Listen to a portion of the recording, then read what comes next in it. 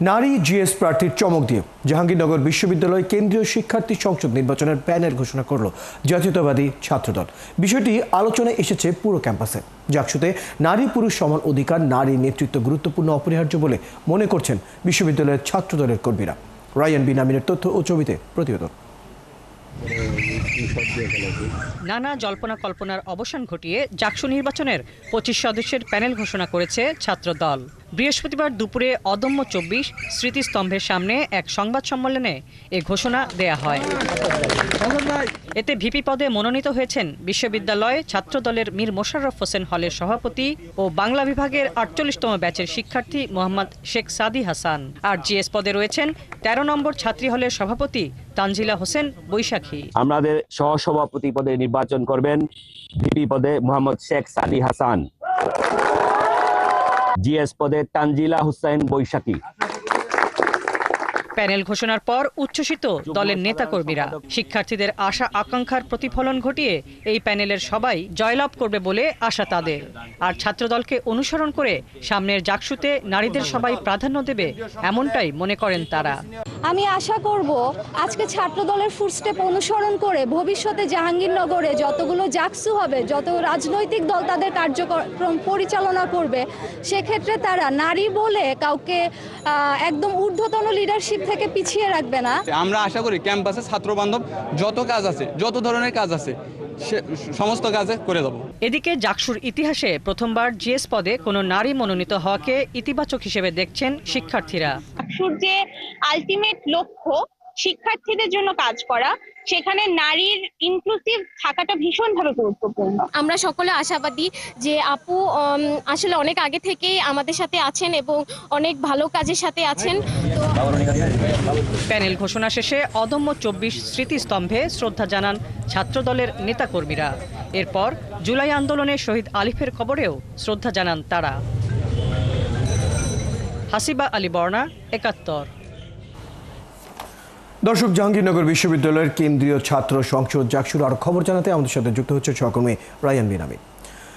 Ryan বিন আমিন, শিক্ষার্থীরা নির্বাচন নিয়ে আসলে কি বলছেন, নির্বাচন বিমুখতা কেন দেখা যাচ্ছে এবং প্রার্থী সংকটেরও আমরা খবর জানতে পেয়েছি, কি বলছেন শিক্ষার্থীরা, সর্বশেষ জানাবেন।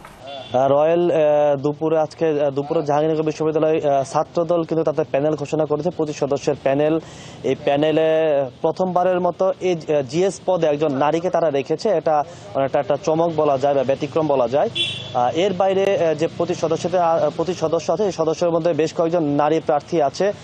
পাশাপাশি বিশ্ববিদ্যালয়ের যে শিক্ষার্থী বা শিক্ষার্থীদের যে চাওয়া পাওয়া, সেই বিষয়গুলোতেই তারা কিন্তু কাজ করার যে প্রত্যয়, সেই প্রত্যয় ব্যক্ত করেছেন।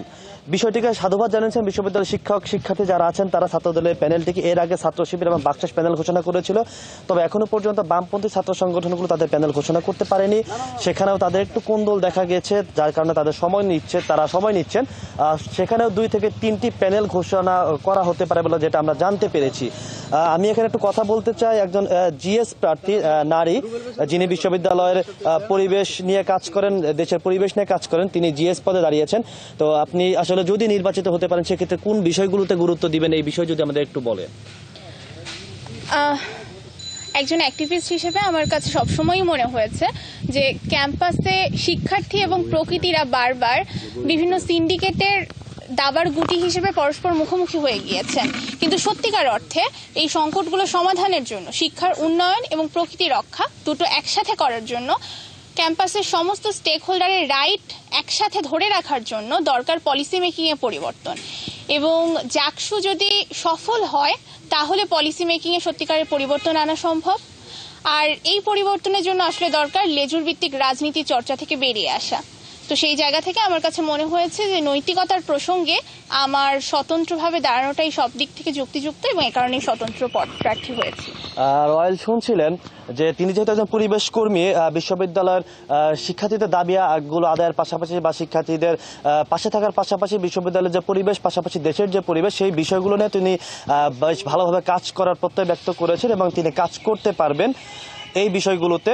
এছাড়া বিশ্ববিদ্যালয়ের অন্যান্য যে ছাত্র সংগঠনগুলো আছে, সেই সংগঠনগুলো ইতিমধ্যে কিন্তু প্রচারণা বিভিন্নভাবে শুরু করে দিয়েছে। তবে আগামীকাল থেকে আনুষ্ঠানিক যে প্রচারণা, সেটি শুরু করবে বিশ্ববিদ্যালয়ের প্রার্থী যারা আছেন তারা। এই ছিল জাহাঙ্গীরনগর বিশ্ববিদ্যালয় থেকে আমার কাছে সবশেষ তথ্য। ধন্যবাদ রায়ান মিরামিন। বেশ কিছু তথ্য আপনার কাছে জেনে নিলাম। খবর রাখতে থাকুন। দর্শক, জাহাঙ্গীরনগর বিশ্ববিদ্যালয় থেকে কেন্দ্রীয় ছাত্র সংসদ জাকসু নির্বাচনের সর্বশেষ খবর জানাচ্ছিলেন সহকর্মী রায়ান মিরামিন।